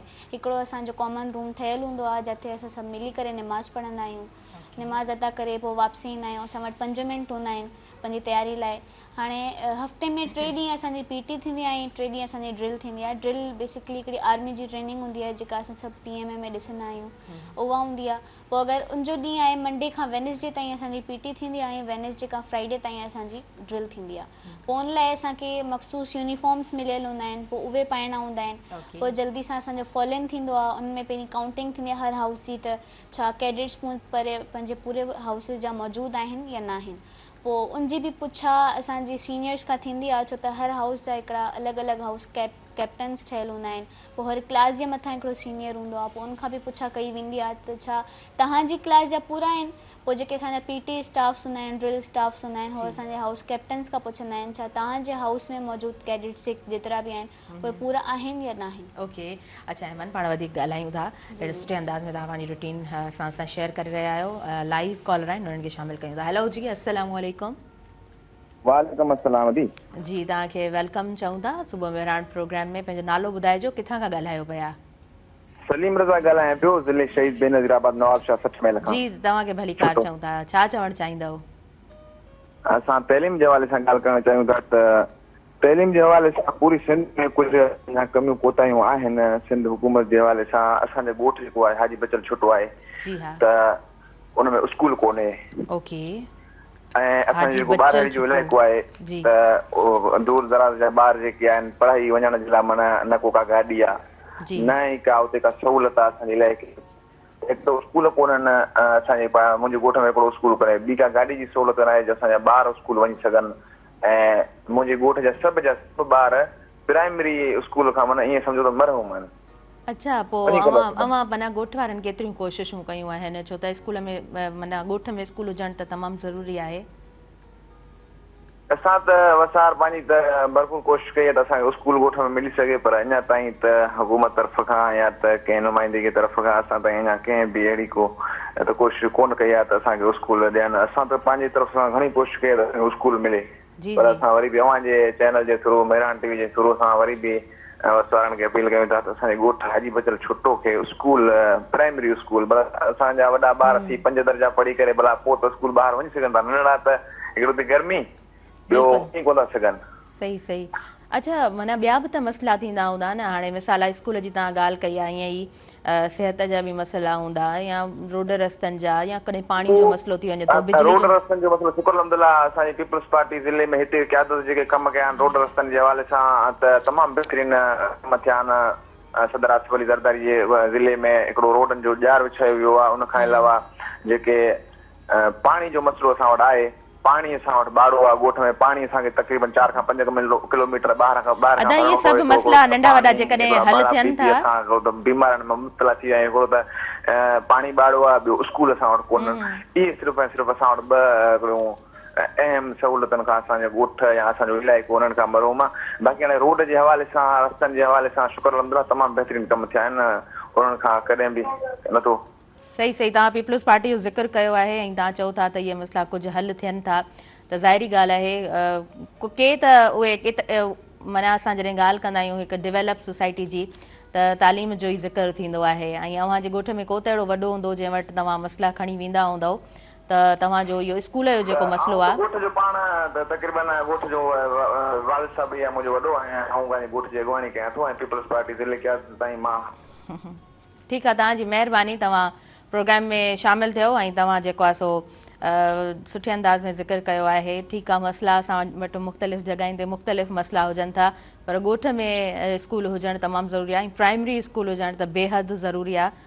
सो जॾहिं तव्हां ई उन लीडिंग पोज़ीशन ते मौजूदु आहियो त कोशिशि कयो तव्हांजे ॻोठ में हिकिड़ो स्कूल हुजणु घुरिजे, छो त अव्हां पाण ई ज़िक्र कयो पंहिंजी ज़ुबानी त ॿार जेको आहे सो 5 क्लास ताईं त घटि में घटि पढ़े, उन खां पोइ त उहो जेको आहे सो थोरो विलिंग हूंदो आहे त ॿिए हंधि वञी सघे थो, पर उहो जेको नंढो ॿारु हूंदो आहे उहो ज़ाहिरी ॻाल्हि आहे उन ते भरपूर जेको आहे सो तवजा ॾियणी पवंदी आहे।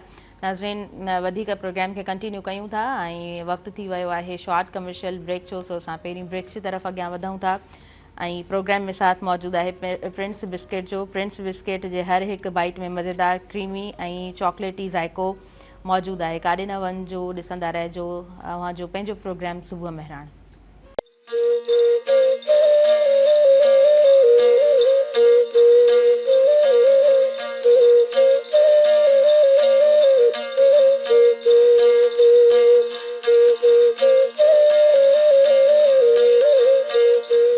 नाज़रीन, सभिनी ॾिसंदड़नि खे ॿीहर भली कार चऊं था तव्हांजे पंहिंजे प्रोग्राम सुबुह महिराण में।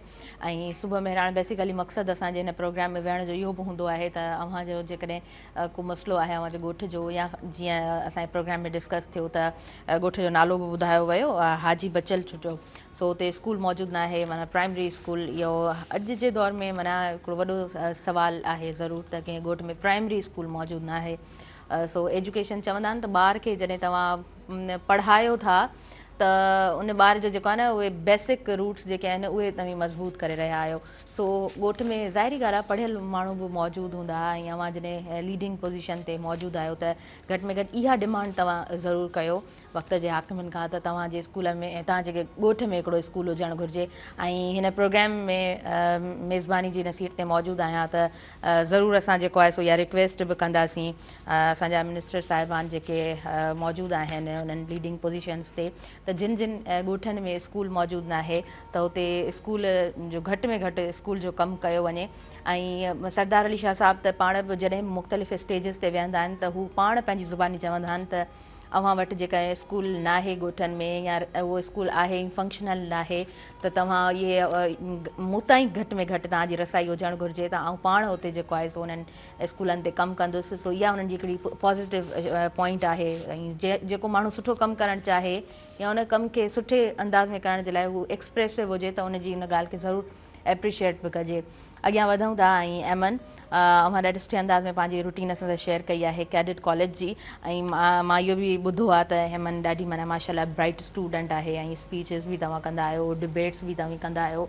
सो कीअं माना उहो स्टेज ते वञण जी आदत कीअं पई आहे मन में? स्टार्टिंग में जथां इब्तिदाई तालीम हासिल कई त हुते बि हिकिड़ी आदत हूंदी हुई स्टेज ते वञण जी। असेंबलीज त हर स्कूल में थींदियूं आहिनि त उनमें हिसो वठण जी हिकिड़ी आदत हूंदी हुई। अम्मी जान खे हमेशह ई बूस्ट कंदी आहे त तव्हांखे हिसो वठिणो आहे असेंबली में, ऐं जेके बि फंक्शन्स वग़ैरह थियनि था तव्हां उनमें पंहिंजो हिसो ज़रूरु अदा कयो। त शुरू खां ई आदत हूंदी हुई। पोइ जॾहिं कैडेट कॉलेज में वियसि त हुते बि हिकिड़ो पंहिंजो इंसान खे शौक़ु हूंदो आहे, त मूंखे बि शौक़ु आहे त असेंबली में वञी करे जेतिरी मुंहिंजे अंदरि नॉलेज आहे या जेतिरो मुंहिंजे अंदरि कॉन्फिडेंट आहे उनखे मां ज़ाहिर करे सघां। त असेंबलीज़ में हिसो वठणु हिकिड़ी ॾाढी सुठी ॻाल्हि आहे। ऐं असांजा टीचर्स जेके हुते हूंदा आहिनि उहे बि असांखे इनहेंस कंदा आहिनि, उहे बि असांखे मोटिवेट कंदा आहिनि त तव्हांखे अॻिते अचणु ज़रूरी हूंदो आहे। ऐं हिकिड़ी असांजे डिफरेंट क्लासिस में वारियूं रखियलु हूंदियूं आहिनि त अॼु हिन क्लास जी वारी आहे, अॼु इन क्लास जी वारी आहे। पोइ असांजा टीचर्स जेके हूंदा आहिनि उहे असांखे मोटिवेट कंदा आहिनि त तव्हांखे अॻिते अचणु तव्हां लाइ तव्हांजे सेल्फ लाइ ॾाढो ज़रूरी आहे। त असांखे अॻिते अचणु ॾाढो वणंदो आहे हर कंहिंखे। तमामु सुठो अहमद, माना शुरूअ खां इहा प्रैक्टिस रही आहे ऐं ज़ाहिरी ॻाल्हि आहे वो अम्मी बि तव्हांखे जेको आहे सो पुशअप कंदी रही आहे ऐं माशाल्लाह यू आर वेरी कॉन्फिडेंट। त तव्हां ॾाढे सुठे अंदाज़ में ॻाल्हायो बि पिया प्रोग्राम में। ऐं जी अव्हां सां थोरो मां डिस्कस करणु चाहींदमि नर्सिंग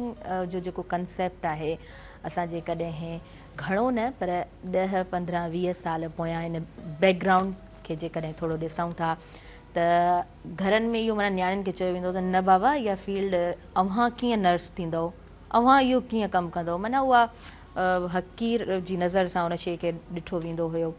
सो अव्हां छा था सम्झो त हिन वक़्तु हिन जो केतिरो स्कोप आहे, थोरो हिन स्कोप ते बि ॻाल्हायो। 5 सालनि जी हिन वक़्तु त स्टडी आहे ऐं उनखां पोइ तव्हां जेको आहे सो प्रॉपर कमु करे सघो था। सो केतिरो हिन वक़्तु कॉम्पिटेटिव इहो बणिजी चुको आहे? जी प्लीज़। पुराने ज़माने में जेके शयूं हुयूं ॾिसो हर डिपार्टमेंट जे बारे में कुझु न कुझु कंसिक्वेंसिस ऐं कुझु न कुझु आइडियाज़ हलंदा आया आहिनि ऐं स्टिल ऐं जीअं हाणे फीमेल एम्पावर जॾहिं खां थियणु शुरू थी आहे हींअर मूंखे लॻे थो त प्रोफेशन खे माण्हुनि जी ज़रूरत न आहे रही, माण्हुनि खे प्रोफेशन जी ज़रूरत आहे। हाणे तव्हां इन ॻाल्हि मां अंदाज़ो लॻायो एतिरी त जीअं असां वटि इंटरव्यूज़ में रश हूंदी आहे एतिरी असां वटि अगरि सीटूं 50 असां वटि हिकिड़ो बैच हूंदो आहे, मार्च बैच या जेको पहिरियां हाणे सेप्टेंबर बैच अचे थो उन में असां वटि सीटूं मुख़्तलिफ़ जॻहनि ते 50 हूंदियूं आहिनि। पर हाणे PNC जेका PMDC जेका पाकिस्तान नर्सिंग काउंसिल आहे उन हिनखे वधाए करे 100 सीट्स ते अची वई आहे।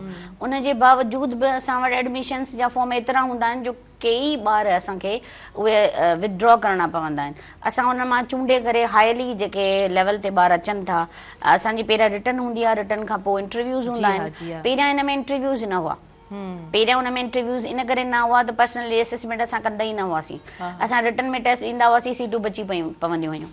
त ॿार जेके बि जंहिं बि लेवल तां ईंदा हुआ उन्हनि में अगरि थोरी बि इम्प्रूवमेंट जो चांस हूंदो त ॿार एडमिशन हुनखे मिली वेंदो। पर तव्हां यकीन करियो हाणे त बाक़ाइदा प्रिपरेशन जूं अकेडमीज़ खुली वियूं आहिनि। तव्हां उन लेवल में अची विया आहियो त तव्हां हाणे उन मुक़ाबले जे इम्तिहान खे जीअं हैंडल कंदा आहियो न, बाक़ाइदा तव्हांखे नर्सिंग जी एडमिशन खे ईअं हैंडल करणो पवंदो आहे। ऐं माण्हू इहे सम्झंदा आहिनि त जी पोइ सिफ़ारिशूं ॿुधाइण, जीअं असां हाणे सेम प्रोफेशन में माण्हू चवंदा आहिनि यार असांजे ॿार जी महिरबानी कराए ॾियो, ऐं 5 सालनि खां ट्राए पियो करियां पर थिए कोन पई। पोइ आउं हुननि खे इहा गाइड कंदी आहियां त इहो हाणे एतिरो आसान न रहियो आहे। जी हा, छो त हाईली पेड प्रोफेशन आहे। हाईली पेड जे हुजण जे डिमांड बि वधी वई आहे। ऐं उनखां पोइ जॾहिं खां वठी असांजे लाइ जेके ओवरसीज़ पाकिस्तान रस्ता खोले छॾिया आहिनि ओपनली, कोई ॾिसो उते 14-13 लख 16 लख हिकु स्टाफ नर्स जेको आहे न सैलरी खणे थो पाकिस्तानी रुपीज़ में। एतिरी highly paid salary per month, too much salary आहे। ऐं उनखां पोइ बिल्कुलु, ऐं उनखां पोइ त इंटरनेशनली रेशो जे हिसाब सां ॿाहिरि मुल्क में तव्हांखां कमु वरितो वञे थो। यानी 5 पेशेंट 1 नर्स, उहा अगरि जनरल पेशेंट आहे त ICU में 2 पेशेंट 1 नर्स हूंदो त हाणे हिकिड़े पेशेंट खे टोटली प्रॉपरली केयर ॾियण में तव्हांखे 12 लख पर मंथ सैलरी मिले, हाईली पेड प्रोफेशन आहे। त इन करे तव्हां जूं एॾियूं डिमांड्स आहिनि UAE में, सऊदीया में, दुबई में। ऐं मतिलबु पाकिस्तान में त हिकिड़ो अञा ताईं इहो कॉन्सेप्ट हिन टाइम बिल्कुलु न अथव त तव्हां नर्सिंग खे रिजेक्ट करियो या चांस छॾियो। न सुठियूं फैमिलीज़ चाहिनि थियूं त असांजो ॿार जेको आहे एग्ज़ैक्टली। हाणे उहे फैमिलीज़ जेके पहिरियां कॾहिं सोचियो बि न हो, यानी बर्गर जंहिंखे चइजे, बर्गर फैमिलीज़ जा माण्हू बि हाणे नर्सिंग प्रोफेशन में अचनि था। ऐं हुनजो सिलेक्टिव प्रोफेशन हूंदो आहे ड्यू टू ओवरसीज़ पाकिस्तान। त हुते तव्हां वेंदा, तव्हां इज़ीली तव्हांखे वीज़ा मिलंदो ऐं तव्हां ॿाहिरि मुल्क वञी पंहिंजो जेको आहे न जर्नी शुरू करे सघो था। शिफ्ट थियो, पंहिंजी फैमिली खे सपोर्ट करियो, जॉब करियो, मुल्क घुमो, वीज़ा इज़ीली मिली वञे थो। As a professional certificate very मतिलबु अथोराइज़ सर्टिफिकेट आहे तव्हां वटि। हिकिड़ो मेडिकल प्रोफेशन आहे बीइंग अ नर्स। यानी हैंड टू कैश जंहिंखे चइजे। हा हा बिल्कुलु तव्हां सही पिया चओ। हिन वक़्तु त तव्हां वटि जेकॾहिं तव्हांजो सुठो प्रोफेशन आहे, तव्हां वटि सुठी डिग्री आहे ऐं स्टूडेंट वीज़ा ते वञो था या तव्हां जॉब जे लाइ वञो था त तव्हांखे वरी बि अव्हांजो जेको आहे न वीज़ा लॻी वेंदो आहे। पर हींअर दुबई जो बि वीज़ा माना लॻे ई नथो। जेतिरा बि माण्हू कोशिशि कनि था ॾाढो मुश्किल सां। ऐं यूके जे वीज़ा जी ॻाल्हि कजे माना अमीरनि सफ़ीरनि जो उहो वीज़ा कोन थो लॻे त आम माण्हू जो त वीज़ा लॻणु ॾाढो घणो मुश्किल बणिजी चुको आहे। ऐं माना हू मां थोरो ज़िक्र करणु चाहींदमि जीअं साना जी कॉन्फ्रेंस जेको आहे सो अमेरिका में थींदी आहे, हिन दफ़े उहा जेको आहे सो कैनेडा में कई वञे पई। ऐं उनजे पोयां बि रीज़न इहो आहे त हिन वक़्तु वीज़ा लॻणु जेको आहे न अमेरिका जो तमामु घणो मुश्किल बणिजी वियो आहे। But if you are student, तव्हां जेकॾहिं जॉब पर्पज़ जे लाइ वञो पिया त स्टूडेंट वीज़ा वरी बि लॻी थो वञे ऐं पॉलिसीज़ बि वरी पोइ मुख़्तलिफ़ आहिनि स्टूडेंट जे लाइ या आम जेको माण्हू वञे थो को ॿियो उनजो गोल आहे, टारगेट आहे, उहो खणी वञे थो त पोइ जेको आहे सो क्लियरेंस बैंकिंग ऐं घणा स्टेप्स उन्हनि जूं बि पॉलिसीज़ ॾाढियूं मुख़्तलिफ़ आहिनि। ख़ैर अॼु जो टॉपिक इहो कोन्हे त असां हिनखे कोन डिस्कस कंदासीं। जी एमन तव्हां सां थोरो डिस्कस करणु चाहींदमि त माशाल्लाह सां हिकिड़ो त ॾाढी सुठी हिकिड़ी तव्हांजी रूटीन आहे। कॾहिं कॾहिं भला मुश्किल लॻंदो आहे, कॾहिं दिलि चवंदी आहे हाणे अम्मी खे कॉल ते चवां थी अम्मी बसि हाणे ॾाढो थकिजी पई आहियां, सभिनीनि शयुनि खे आउं कीअं मैनेज कयां ऐं मूंखे हिकिड़े जेको आहे न पंहिंजी मर्ज़ी सां कॉलेज में पढ़णु ॾियो। मायूसी त हर कंहिंखे थींदी आहे, पर उनखे मैनेज करण बि इंसान खे अचणु खपे। त ज़ाहिर सी ॻाल्हि आहे हिकिड़ो सख़्तु माहौल आहे ऐं ॿार ते हिकिड़ो प्रेशर हूंदो आहे त तव्हांखे उहा शइ ज़रूरु करणी आहे। शुरू में जॾहिं वयसि त हर शइ मुश्किल लॻी पई त असांखे कॉल्स लाइ सिर्फ़ु फ्राइडे सैटरडे संडे अलो हूंदो आहे ऐं 10 मिंट जी ॻाल्हि हूंदी आहे। त जॾहिं घणो थकिजी पयसि या कॾहिं कॾहिं पनिशमेंट मिलंदियूं आहिनि, आर्मी में इहो रूल हूंदो आहे त अगरि कंहिं हिकिड़ी बैच मां कंहिं हिकिड़े बंदे ग़लती कई त पूरी बैच खे पनिशमेंट मिलंदी आहे। त उन पनिशमेंट जे प्रोसेस मां गुज़री करे जॾहिं आयसि त इंसान काफ़ी थकिजी पवंदो आहे। या सीनियर्स इहो सीनियरिटी ऐं जूनियरिटी जो बि हिकिड़ो हूंदो आहे कैडेट कॉलेजिस में। त सीनियर खे किथां गुस्सो आयो त उहो अची करे जूनियर ते लाहे छॾींदो या कोई कमु ॿुधाए छॾींदो त इंसान कॾहिं कॾहिं घणो फ्रस्ट्रेटेड थी वेंदो आहे। पोइ जॾहिं घणी एग्ज़ॉस्टेड थी वेंदी हुयसि या फ्रस्ट्रेटेड थी वेंदी हुयसि त अम्मी खे ॿुधाईंदी हुयसि। पोइ लड़क बि कॾहिं कॾहिं वेही पवंदा हुया त अम्मी हाणे आउं थकिजी पई आहियां या हाणे बसि हाणे मूंखां कोन थो थिए। पोइ अम्मी जान मोटिवेशन ॾींदी हुई त पुट पढ़ाई जे हिकिड़ो रस्ते में तव्हांखे हर्डल्स ऐं ऑब्स्टिकल्स त ईंदा ऐं उनखे बि तव्हांखे गॾु गॾु हलणो पवंदो आहे। उहो ऑब्स्टिकल्स तव्हां पंहिंजे पाण लाइ उहे हटाईंदो त तव्हां अॻिते वधी सघंदो। पोइ हेॾां होॾां दोस्तनि सां बि मोटिवेशन मिलंदी आहे, अम्मी जान मोटिवेशन ॾींदी आहे या फैमिली मेंबर्स मोटिवेशन ॾींदा आहिनि त पोइ उहो मोटिवेशन अची वेंदी आहे। पोइ जेका थकावट या फ्रस्ट्रेशन हूंदी आहे उहो पाण ख़तमु थी वेंदी आहे। सही, ॾाढो सुठो। अच्छा पंहिंजी फ्रेंड्स जो ज़रूरु ज़िक्र कजो ऐं जो सुठियूं दोस्तूं डेफिनेटली जॾहिं तव्हां स्कूल में पढ़ो था या कॉलेज जी स्टडी कंटिन्यू करणु वञो था त सुठा फ्रेंड्स बि गॾु हूंदा आहिनि, सो उन्हनि जो ज़िक्र कीअं कंदव? फ्रेंड्स जी बिल्कुलु हर इंसान लाइ ॾाढा इम्पोर्टेंट हूंदा आहिनि। फ्रेंड्स तव्हां सां गॾु ई हूंदा आहिनि, तव्हांजे शीशे वांगुरु हूंदा आहिनि, तव्हांजे शैडो वांगुरु हूंदा आहिनि। त मुंहिंजो अल्हम्दुलिल्लाह जेके बि मूंखे फ्रेंड्स मिलियूं उहे ॾाढियूं ई सुठियूं हुयूं। इंसान दोस्तनि मां ई सिखंदो आहे, छो त हर कंहिंजी अलॻि अलॻि हिकिड़ी नेचर हूंदी आहे, हर कोई अलॻि घराने मां आयल हूंदो आहे। त मुंहिंजो रूममेट्स बि माशाल्लाह ॾाढियूं सुठियूं आहिनि। कॾहिं इंसान बीमार थी वियो या पढ़ाई में हेल्प थी वई, छो त हर इंसान जी कैपेसिटी अलॻि अलॻि हूंदी आहे। केरु घणो होशियारु हूंदो आहे, कोई गॉड गिफ्टेड हूंदो आहे, कंहिंखे घणो सम्झ में ईंदो आहे। त क्लास में असां वटि मेंटोर्स त अवेलेबल हूंदा आहिनि, पर पेपर्स जे दौरान असांजी अकेडमी ऑफ हूंदी आहे त असांखे पंहिंजे पाण ई तयारी करणी हूंदी आहे। का शइ न आई त उन दोस्त खां पुछी वठि या तूं ॿुधाए वठि तोखे ईंदो हूंदो, हा अचो अचो असां त सम्झायूं, मिली करे वेही पढ़ाई कयूं था।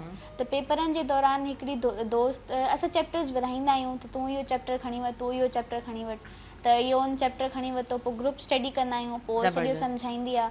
ऐं कॾहिं इंसान बीमार थी वियो या रोए थो या परेशान आहे, यार तूं परेशान न थी, असां आहियूं न, असां सभु पोइ मस्तियूं करण थी वियूं या पनिशमेंट खे हर शइ खे इंजॉय करणु दोस्तनि सां गॾु ई इंजॉय उहा शइ थींदी आहे। तमामु सुठो, तमामु सुठो। अच्छा जी कनीज़ साहिबा, तव्हां सां थोरो ज़िक्र करणु चाहींदमि, नर्सिंग ऑफिसर छा सभ खां वधीक चैलेंजिंग कहिड़ी शइ हूंदी आहे, छा था सम्झो? सभिनी खां वधीक चैलेंजिंग हूंदो आहे माण्हुनि जे ॻाल्हियुनि खे न ॿुधणु। जीअं तव्हां चओ पिया त माण्हू जेके आहिनि न उहे तव्हांखे नेगेटिव थॉट तव्हां में डेवलप कनि था। त अक्सर जॾहिं मूं पंहिंजी जर्नी स्टार्ट कई कराची JPMC मां, त अक्सर प्रोफेशन में छोकिरियूं जॾहिं ईंदियूं हुयूं त उन्हनि खे टोंट कयो वेंदो, छो त टोंट हिकिड़ी टोंट जो मतिलबु ईअं न आहे त को ईअं भई यार तूं इन ई प्रोफेशन में छो आई आहीं, तूं ॿिए कंहिं प्रोफेशन में छो कोन वई आहीं। हाणे अॼु ॾिसो उहे माण्हू चूज़ कयो, काफ़ी सारी फील्ड्स आहिनि XYZ, हीअं कोन कयो। अच्छा, हर माण्हू पंहिंजी कैपेसिटी बिल्डिंग पहिरियां इहो हो त भई मुंहिंजो किथे कोन थियो, जवाबु इहो हूंदो मुंहिंजो कोन थियो एडमिशन, पोइ यार मूंखे मजबूरन अचिणो पियो। पर हाणे तव्हां अची ॾेखारियो भला मजबूरन, सही आहे, हाणे इहो ऑप्शन कोन आहे, ऑप्शन ई न आहे। हाणे ईअं ई तब्दीलियूं ईंदियूं रहंदियूं आहिनि। मूं इहो चयो न त माइंड ट्रेनिंग जेका आहे उहा असां वटि साइकोलॉजिकली मूं इहो पंहिंजी लाइफ मां सिखियो आहे त तव्हां पंहिंजे माइंड खे डेली ट्रेन कयो। सही, नए ॾींहुं नओं ॾींहुं जीअं नओं सिज अचे थो न, इहो हिकिड़ो मैसेज आहे त सभु शयूं पोयां हली वियूं, हाणे वरी रोशनी अची वई आहे, हाणे वरी उथो ऐं नए सिज सां नए पंहिंजे पाण खे शुरू कयो, यानी पंहिंजे पाण खे पाण हील कयो। मूं कॾहिं बि नेगेटिव थॉट खे तव्हां यकीन करियो पंहिंजे पाण ते हावी न करणु ॾिनो आहे, चाहे उहो कहिड़े बि क़िस्म जी हुजे। अक्सर माण्हू तव्हांजी बॉडी ते ॻाल्हाईंदा आहिनि त तव्हां मोटा थी विया आहियो, तव्हां कारा पिया लॻो, तव्हांखे पिगमेंटेशन थी वई आहे, तव्हांजा वार हीअं आहिनि, तव्हांजा हूं आहिनि, तव्हां हीअं था करियो। आई डोंट नो कि मूंखे कॾहिं बि कंहिं जुमिले जेको न कंहिंजी सजेशन हर्ट कयो हुजे। सही सही, उनजी हिकिड़ी वजह इहा त आउं पंहिंजे मेंटली प्रोसेस खे ट्रेन कंदी रहंदी आहियां। जी हा, जी हा, तव्हां बिल्कुलु सही पिया चओ, ऐं इहा ॻाल्हि ॾाढी सुठी आहे। अॻे माण्हू जी एतिरी कैपेसिटी ई कोन्हे, अॻे माण्हू वटि एतिरी कैपेसिटी बिल्डिंग आहे ई कोन जेको तव्हांखे मशवरो ॾेई सघे, ऐं तव्हां हुनजे मशवरे ते अमल पिया करियो। जी हा, बिल्कुलु तव्हां बिल्कुलु सही पिया चओ, छो त ज़ाहिरी ॻाल्हि आहे अव्हां हर कंहिंजे जेको आहे न उन सोच जे हिसाब सां पंहिंजो पाण खे सेट नथा करे सघो। हा, अव्हां पंहिंजो पाण ते कमु करे सघो था, पंहिंजो पाण खे सेटिस्फाई करे सघो था, पर असांजी सोसाइटी माना हिकिड़ो हूंदो आहे त हिकिड़ो माइंड मेकअप हूंदो आहे ऐं ॿियो हिकिड़ी फिज़िकल अपीयरेंस हूंदी आहे। वधीक सुठो इहो आहे त तव्हां पंहिंजे ज़हन ते कमु कयो। सुठा ज़हन जेको आहे सुठनि ज़हननि खे जनमु ॾींदा आहिनि, मुआशिरे खे सुधारींदा आहिनि। लाइव कॉलर आहिनि, उन्हनि खे पहिरियां आउं शामिलु कयां थी सुबुह में राउंड प्रोग्राम में। हेलो जी, अस्सलाम वालेकुम।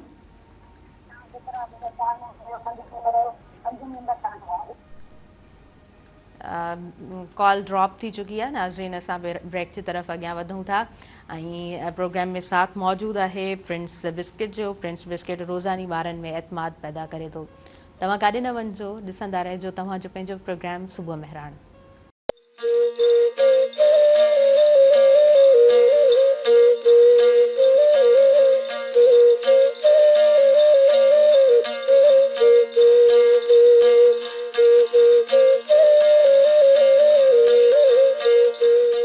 नाज़रीन, सभिनी ॾिसंदड़नि खे आउं ॿीहर वेलकम चवां थी तव्हांजे पंहिंजे प्रोग्राम सुबुह मेहरान में।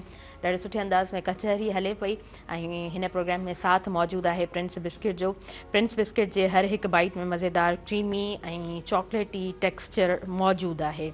अॻियां वधूं था ऐं असां सां कनीज़ फ़ातिमा साहिबा मौजूदु आहिनि ऐं ॾाढे सुठे अंदाज़ में ॻाल्हि ॿोल हली रही आहे। ख़ासि तौर ते नर्सिंग जी जेका फील्ड आहे उहा हिन वक़्तु केतिरी डिमांडिंग फील्ड आहे ऐं हाई प्रोफेशन असां वटि जेको आहे न हिन वक़्तु हुनखे काउंट कयो वञे थो। सुठी सैलरी हुजे थी, तव्हां सुठे अंदाज़ में जेको आहे जॾहिं ॿाहिरि बि फॉर एग्ज़ाम्पल तव्हां वञणु चाहियो था त ॿाहिरि जी दुनिया बि तव्हांखे वेलकम करे थी ऐं हिकिड़ो सुठो पैकेज तव्हांखे मिले थो, हिकिड़ो हैंडसम पैकेज तव्हांखे मिले थो त तव्हां ॾाढा सुठे अंदाज़ में पंहिंजी फैमिली खे, पंहिंजे घर भातियुनि खे सपोर्ट बि करे सघो था। ऐं उन्हनि जी न्याणी असां सां गॾु मौजूदु आहे एमन फ़ातिमा। एमन जे हवाले सां मां तव्हांखे ॿुधाए चुकी आहियां त ॾाढी सुठी स्टूडेंट आहे ऐं ॾाढे सुठे अंदाज़ में पढ़े पई, सो ॻाल्हाए बि ॾाढो सुठो थी। एमन, अव्हां सुठे अंदाज़ में स्पीच बि कंदा आहियो ऐं मां पहिरीं बि ज़िक्र कयो त तव्हांजूं तमामु एक्टिविटीज़ उन्हनि जो ज़िक्र ॾाढे सुठे अंदाज़ में असां ॿुधो आहे। त को टॉपिक माइंड में आहे जेकॾहिं थोरो हिकिड़ो असां जेकॾहिं तव्हांजे स्पीच जो स्टाइल ॾिसणु चाहियूं, ॿुधणु चाहियूं त छा तव्हां रेडी आहियो? टॉपिक मुंहिंजे ज़रूरु ज़हन में आहे, उहा सिंध जी एजुकेशन ते ई आहे। जी, त अॼु जेको टॉपिक आउं ॿुधाइणु चाहियां थी उहो आहे त सिंध जी एजुकेशन पोयां ॾींहं ॿ ॾींहं छो थी, हा इम्प्रूव ज़रूरु थिए थी, पर ॿियनि सूबनि जे हिसाब सां अगरि असां ॾिसूं त पंजाब ॾिसो केतिरो अॻिते वञी रहियो आहे ऐं उनजे हिसाब सां सिंध अञा बि पोइते आहे। असांजा केतिरा ई स्टूडेंट सिंध मां पंजाब वञी रहिया आहिनि त असां हुते पंहिंजी आला तालीम घणी हासिलु करे सघूं। त उन टॉपिक जे अकॉर्डिंग आउं ॻाल्हाइणु चाहींदसि त Sindh, why the education of Sindh is going behind day by day. there are certain and various reasons in the beyondness of Sindh education. Different people are responsible for this action. Government is responsible, teachers are responsible, parents are responsible, students themselves are responsible in the beyondness of Sindh education. Why? Because as we all know that government has already done too much for the education of Sindh, but still improvement is needed. So government should focus on the system of education. As we have noticed that our syllabus, Sindh textbook board has improved, but still it also need improvement. So government should focus on the improvement of Sindh education. Government should add some extracurricular activities in our syllabus and give us an improved version of our syllabus, a modern knowledge or modern technology according to this. And how teachers are responsible, because as we all know, as government will not focus on the education and system of schools, as we have received a call. According to that, he said that there is no school available in our village. So why? Because government is not paying attention on this. If government will pay fully focused on that system, so our education system will also be improved. So just like this, teachers in primary schools and government schools, teachers not take their job or responsibility seriously. They are not going to the schools, they are not teaching properly, they are not delivering their lectures properly. So why government should focus now? And teachers should also know their responsibilities, that what kind of responsibilities they have and they have to follow. And how parents are responsible, because parents send their children to earn money. They send their children to the shops and to the garages for the houses to earn money for this is the main reason. Yes, this is also the main reason, because parents are not focused. Parents are not focusing what their children are studying in the school, what they are not, and how to provide a good knowledge, how to give attention, a proper attention towards the student, that my children is taking proper education or not. Yes. And the main thing, majority of the children are fully focused in social media, mobile phones and social media platforms, because they are not that much focused on education and knowledge. Do you think civilians are also responsible? Because जॾहिं असांजा society जा माण्हू उन शइ खे point out न कंदा, मिसाल जे तौर ते एमन बि इहो एग्ज़ाम्पल ॾी चुकी त असां वटि हिकिड़ी कॉल आई ऐं उन में ॿुधायो वियो त ॻोठ में जेको आहे सो स्कूल मौजूदु कोन आहे, त आस पास जा जेके माण्हू आहिनि ऐं उहे तमामु मसइलनि खे ॾिसंदा आहिनि, पर पंहिंजे फ़ाइदे जे लाइ जेका ॻाल्हि हूंदी आहे, मिसाल पाणी कोन्हे को त पाणी असांखे हर घर में खपे थो, उन जे लाइ किराए कयो वेंदो आहे, उन जे लाइ रड़ियूं कयूं वेंदियूं आहिनि, पर उन ई जॻह ते जॾहिं असां वटि ॻोठ में स्कूल मौजूदु न आहे त उन जी जेको आहे सो प्रॉपर अंदाज़ में उहा शइ असांजे जेके बि असां वटि उन्हनि मेन पोज़ीशन्स ते माण्हू मौजूदु आहिनि उन्हनि वटि उहा शिकायत वञे ई कोन थी। ऐं मां ॾाढे सुठे अंदाज़ में ॻाल्हि कई त असां वटि जेको आहे सो ॿार बि रिस्पॉन्सिबल आहे, असां वटि उन ई तरह वालदेन बि रिस्पॉन्सिबल आहिनि, असां वटि टीचर्स बि उन ई तरह रिस्पॉन्सिबल आहिनि, त डेफिनेटली सोसाइटी बि उन ई तरह रिस्पॉन्सिबल आहे त जिथे मसइलो आहे उन मसइले खे घटि में घटि काउंट करायो वञे। ऐं अॼु जे दौर में मां हर ॾींहं ते मुंहिंजे ख़्याल सां इहा ॻाल्हि कंदी आहियां त we all have mobile phones, त असां वटि सोशल मीडिया अकाउंट्स मौजूदु आहिनि, त ख़ासि तौर ते तमामु जेके असांजा ॻोठ आहिनि जिथे पढ़ियल लिखियल माण्हू मौजूदु आहे जेको हिन मोबाइल फ़ोन जो यूज़ेज ॼाणे थो, त तव्हां जा जेके मसइला आहिनि तालीम सां रिलेटेड उन्हनि खे घटि में घटि तव्हां हाईलाइट ज़रूरु कयो त उहे शयूं अॻियां ताईं पहुचंदियूं ऐं अॼु जे दौर में उहे मसइला हल बि थियनि था जेकॾहिं तव्हां करणु चाहियो त। सो तव्हांजो ॾाढो सुठो स्पीच स्टाइल आहे ऐं ॾाढे सुठे अंदाज़ में मूंखे इहा ॻाल्हि सुठी लॻी त शयूं हिकिड़ो न रटियल शयूं हूंदियूं आहिनि ॿार खे, पर अहमन जीअं जेको आहे न हिन कॉल आई प्रोग्राम में उन शइ खे बि काउंट कयो त इहा ॻाल्हि ॾाढी सुठी हुई। अच्छा जी, कनीज़ फातिमा, असां जेको आहे सो डिस्कस कयोसीं नर्सिंग जे हवाले सां, बेसिक कमु उनखे ट्रेन करण में नर्स खे छा हुजे थो, उनजो बेसिक कमु कीअं जेको आहे सो एक्टिवली उहे कमु कंदा, तव्हां पाण पंहिंजी ज़ुबानी चयो त उहो जेको आहे न तमामु शयुनि खे हिकु जॻह ते करण जी सलाहियत रखंदा आहिनि, त उन्हनि जी ट्रेनिंग छा हुजे थी, बेसिक उन्हनि जो कमु छा हुजे थो, जेको अटेंडेंट मौजूदु आहे उनजूं तमामु शयूं तमामु ज़रूरतूं, कॾहिं कॾहिं उहो मरीज़ ॿुधाए बि कोन सघंदो आहे, पर वाहिद उहा नर्स हूंदी आहे उन रूम में उन हॉल में, जंहिंखे ख़बर हूंदी आहे त फलाणे मुंहिंजे पेशेंट खे हिन शइ जी ज़रूरत आहे ऐं मूंखे टाइमली इहे सभु शयूं करणियूं आहिनि। जी प्लीज़। मां चाहींदसि इन हवाले सां थोरो ॻाल्हायो। इन टॉपिक या इन मौज़ू खे एक्सप्लेन करण खां पहिरियां मूं जेको अधे कॉल कई ऐं उन चयो त मुंहिंजे ॻोठ में स्कूल कोन्हे को, उनखे आउं ऑन एयर इहो ॿुधाइणु चाहियां थी त सिंध एजुकेशन फाउंडेशन खे अगरि हू पंहिंजी एप्लीकेशन मूव करे थो ऐं रिटर्न में उते ॿुधायो वञे थो, सिंध एजुकेशन फाउंडेशन ऐं ख़ुदि बज़ाते ख़ुदि बीइंग अ मदर डिजिटलाइज़ शयूं आहिनि, उनजी शुक्रगुज़ार आहियां। जीअं open merit scholarship Sindh government जो हिकिड़ो वॾो स्टेप आहे, काफ़ी स्कॉलरशिप मेरिट ते मिलनि थियूं। इहा शइ असांजे ॻोठनि जे माण्हुनि खे, बराड़ी जे माण्हुनि खे, इवन शहरनि जे माण्हुनि खे ख़बर कोन्हे त सिंध एजुकेशन फाउंडेशन हिकिड़ो अहिड़ो इदारो आहे जेको प्रॉपरली इम्पावर ऑफ वुमेन ते यकीन रखे थो ऐं नियाणियुनि जी तालीम जे लाइ स्पेशली ॾाढो फोकस्ड आहे। ऐं अगरि तव्हां उनखे ऐं उन्हनि जो हींअर जेको स्कीम हले पई त तव्हां अगरि एप्लीकेशन ॾियो था ऐं उते वञी ॿुधायो था त हू तव्हांजे ॻोठ में नंढिड़ो प्राइमरी स्कूल हू तव्हांखे खोले ॾींदा ऐं उनखे तव्हांखे ई ओनरशिप ॾींदा ऐं तव्हांखे ई उनखे ओनरशिप ॾेई करे हू तव्हांखे चवंदा त तव्हां हिनखे ऑन करियो ऐं हिनखे हलायो। इहा स्कीम बि हले पई ऐं अधे जे अगरि नॉलेज में आहे या अगरि ॾिसी रहियो आहे, ॿुधी रहियो आहे त हुन स्टेप ते उहो एप्लीकेशन ॾे ऐं यकीन मूंखे यकीन आहे त अधे जे ॻोठ में स्कूल अची वेंदो। ऐं ॿी ॻाल्हि इहो त तव्हां इहो पुछो त नर्सिंग जो जेको कीअं माइंड सेट में हू ट्रेन कनि था,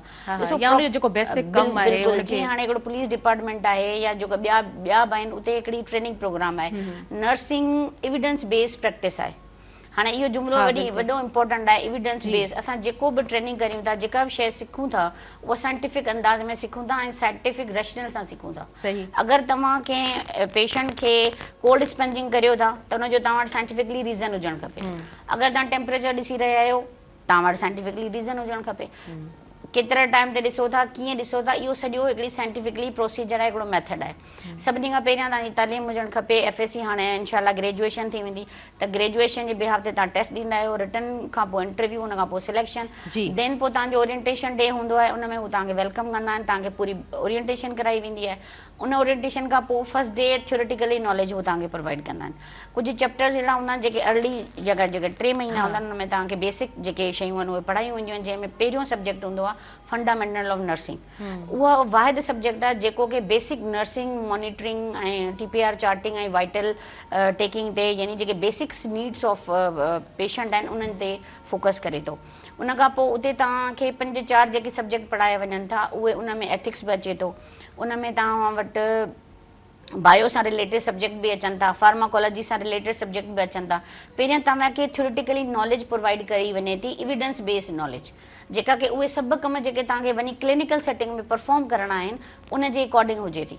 सभिनी खां पहिरियां तव्हांखे थ्योरेटिकल नॉलेज ॾेई करे, जीअं असां फिजिक्स पढ़ंदा आहियूं, फिजिक्स में पेंडुलम जो तव्हां हिकिड़ो एक्सपेरिमेंट कयो हूंदो, कंहिं ज़माने में असां बि पढ़ियासीं। हाणे उहो पेंडुलम पहिरियां असांखे पढ़ायो वियो, देन पोइ उन पेंडुलम जो असांखे प्रैक्टिकल करायो वियो। बिल्कुलु साॻी तरह तव्हांखे फंडामेंटल ऑफ नर्सिंग में बेसिक नर्सिंग पढ़ाई वञे थी, देन पोइ इम्प्लीमेंट करण जे लाइ तव्हांखे क्लिनिकल साइड ते अचणो पए थो।